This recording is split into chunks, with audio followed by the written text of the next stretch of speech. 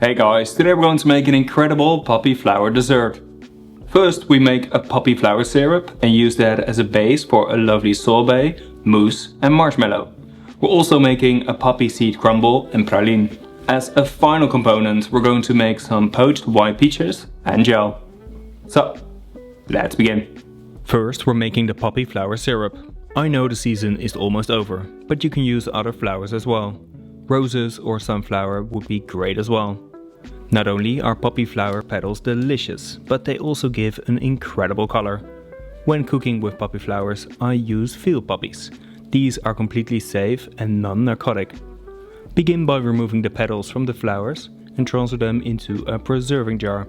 I picked enough to fill this 5-liter jar. Then mix 1.5 kilograms of sugar with 50 grams of lemon juice and 3 liters of water. Heat this up till the temperature is 60 degrees Celsius. Give it a good mix in between. Once it has the right temperature, pour it on the poppy flowers and make sure all the petals are submerged. Then close the lid and let it infuse for 84 hours in your fridge. You can already see that beautiful color. After the second day, you need to give it another mix before draining the syrup on a fine sieve. Use a ladle so you don't waste a single drop. Now the syrup can be used to make all the recipes in this video, but it's already incredible with some sparkling water as a refreshing drink. Then the poached peaches. Mix 300 grams of sparkling wine with 300 grams of water, 100 grams of ginger syrup, 200 grams of sugar, 2 grams of cardamom seeds and 1 empty vanilla pot. Now bring this to a boil. Meanwhile, cut 6 or 7 white peaches in half around the pit and twist them open. Remove the pits. Then submerge the peaches in the hot liquid. Now to ensure they poach evenly, you can cover them with a cartouche. Fold a piece of parchment paper a couple of times to the same corner and cut it to the desired size. Also cut the tip off to ensure the paper doesn't start to float. Now fold it open and cover the peaches.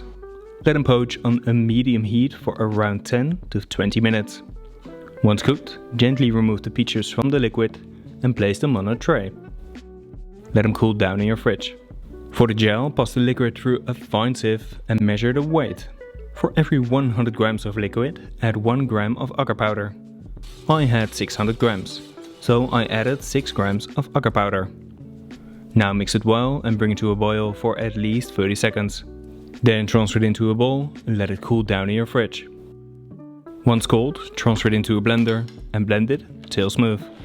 Be sure to clean the sides in between. You don't want any lumps in your smooth gel. Now to bring the gel to the next level, I always vacuum it. Do this in a vacuum chamber and vacuum the gel 100%. This results in a clear and more intense gel. Then transfer it into a piping bottle and keep it in your fridge for later. Now back to the poached peaches. Once they have cooled down, gently peel the skins off and portion them to the desired size. I cut them in thin slices and in small cubes. Keep them in your fridge for later. Now for the poppy flower sorbet.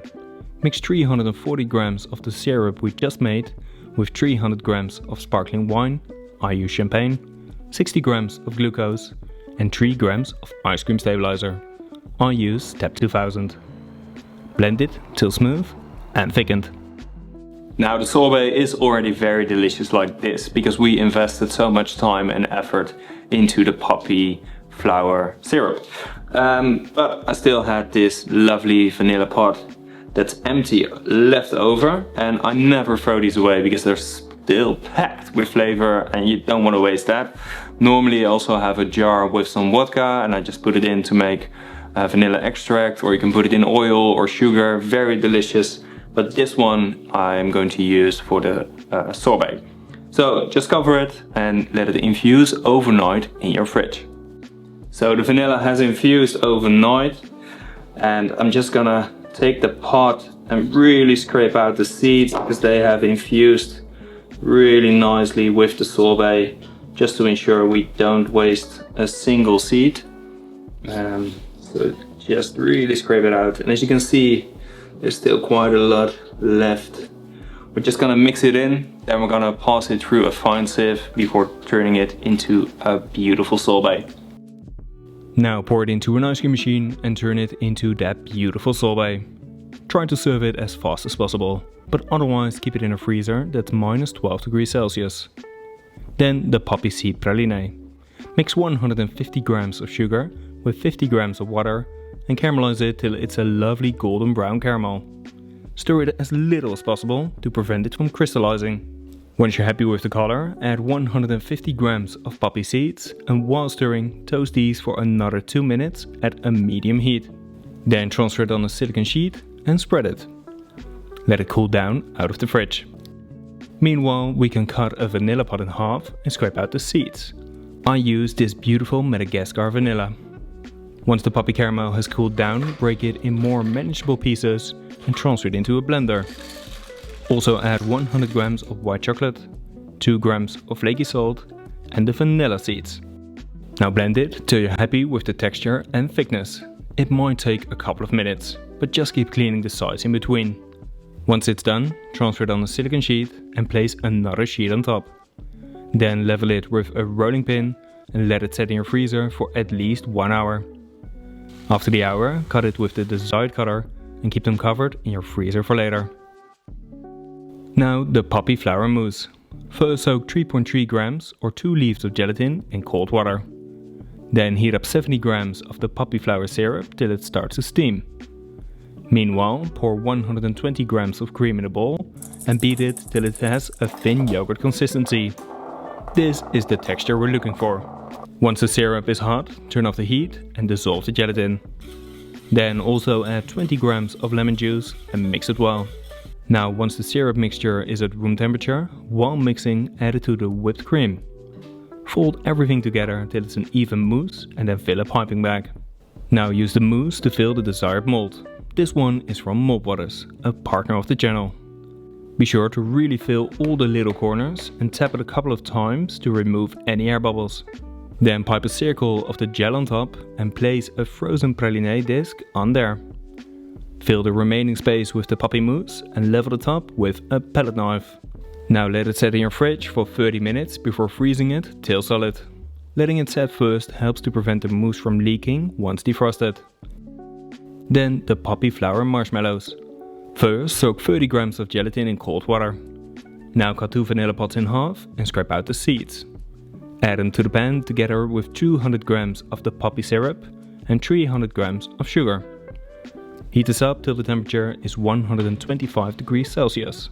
Once the temperature is 110 degrees Celsius, pour 90 grams of egg white in a mixing bowl and start beating it. When a white foam starts to form, add 100 grams of sugar to stabilize the egg white. Once the sugar has the right temperature, turn off the heat and dissolve the gelatin. Mix it well and then while mixing, slowly add it to the meringue. Keep on beating it till it's around 30 degrees Celsius. It needs to have stiff peaks. Meanwhile, mix 50 grams of icing sugar with 50 grams of cornstarch. Dust half of this mixture on a big tray. When you're happy with the consistency of the marshmallow, transfer it into a piping bag that's fitted with a small round nozzle and pipe long thin lines on the tray. You can also pipe small dots, just do as you like. Now dust it with the remaining powder and let it set covered for at least 2 hours. Once set, gently remove the marshmallows from the tray. Then portion it to the desired size and ensure it's covered with the powder all around. Keep it out of the fridge and airtight for later. Now the chocolate mousse. First soak 3.3 grams or 2 leaves of gelatin in cold water. Then pour 70 grams of cream in a pan and bring it to a boil. When it has boiled, turn off the heat and dissolve the gelatin. Also add 100 grams of dark chocolate and mix it well. Meanwhile, pour 200 grams of cream into a bowl and beat it till it has a thin yogurt consistency. Once the chocolate mixture is at room temperature, while mixing, add it to the cream and fold everything together. Then use it to fill the desired mold and again let it set in your fridge for 30 minutes before freezing it till solid.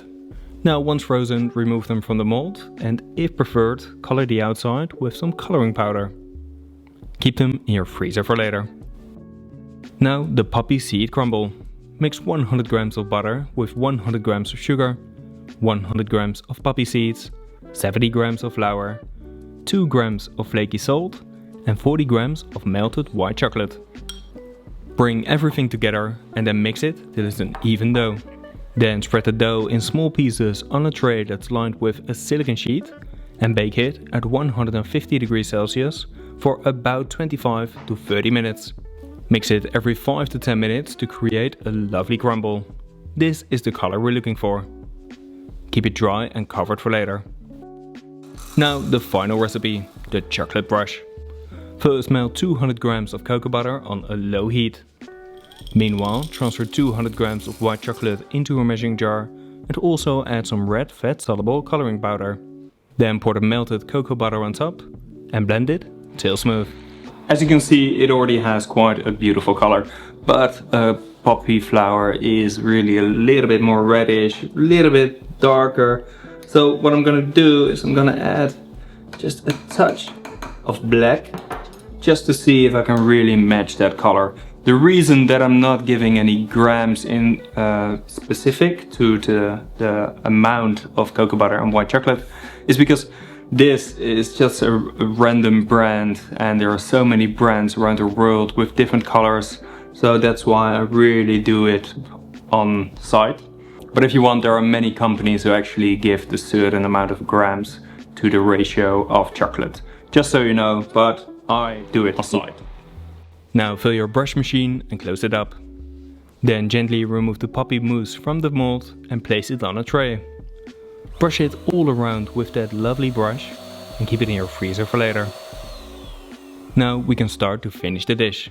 Place a plate on a turntable with a non-slip mat and turn the plate. Then use the gel to create a lovely circle. Also pipe small dots on the ring and gently place the frozen poppy flour in the center.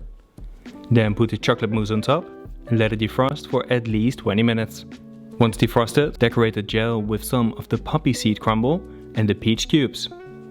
For the side dish, place the peach slices in a bowl and fill the center with the crumble.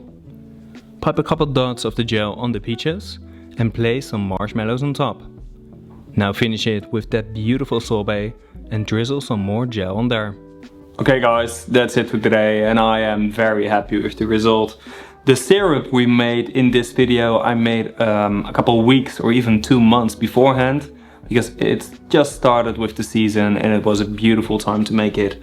After that, a couple big changes, new website, collection, Fabrice joined the team and we did a big renovation here as well. You don't really notice it, maybe you do, but it's mostly based on the lighting and everything. So that's why this one took a long time, but I am incredibly happy. Looks amazing, I love the colors and I think the combination of the main with the little side dish is great as well. So as a pairing we have a lovely ice wine from Nachtgold. It is a wine from Germany and it's a very special wine. If you want to know more, click on the link in the description and I'll talk a little bit more about the wine and about the winery. But for now, let's dig in. The mousse is super soft, really flavorful, and then the little bit of praline from the poppy seeds with the white chocolate pairs really nice. And on the side, of course, the beautifully poached white peach with that incredible sorbet. That's just wow. Super soft, super tender and really flavorful.